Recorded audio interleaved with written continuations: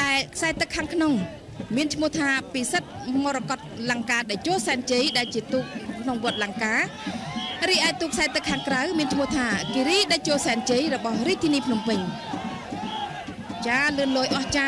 ទូកទាំងពីរនេះគឺកំពុងតែ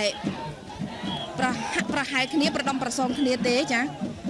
នាងខ្ញុំមិនទាន់ហ៊ានជម្រាបជូនបានទេចាពីព្រោះទូកនេះគឺស្មើគ្នាល្អណាស់ចាឥឡូវនេះទូកខ្សែទឹកខាងក្នុងកំពុងតែដកខ្លួនបន្តិចម្ដងហើយចាខ្សែទឹកខាងក្នុងមានឈ្មោះថាមហិតពិសិដ្ឋមរតកលង្កាដែលចូលសែនជ័យចាជាទូករបស់វត្តលង្កា77ពាក់ផ្លាកលេខ166ឈ្មោះថាពិសិដ្ឋមរកតលង្កាដែលចូលសែនជ័យគឺវត្តលង្កា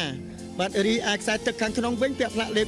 169ឈ្មោះថាគិរីដែលចូលសែនជ័យរាជធានីភ្នំពេញបាទលង្កាវត្តលង្ការាជធានីភ្នំពេញដែរហើយបាទដូច្នេះភ្នំពេញ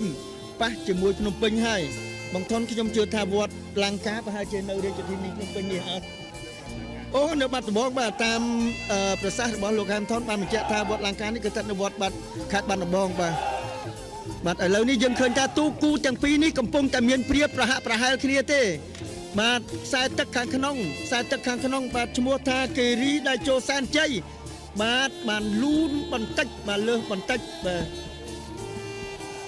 លោកកណ្ដាលស្នីតូជាសំណាងនិរន្តរ៍សមាជិកានៃកងរាជវុធហត្ថលើប្រទេសបានឧបត្ថម្ភទូ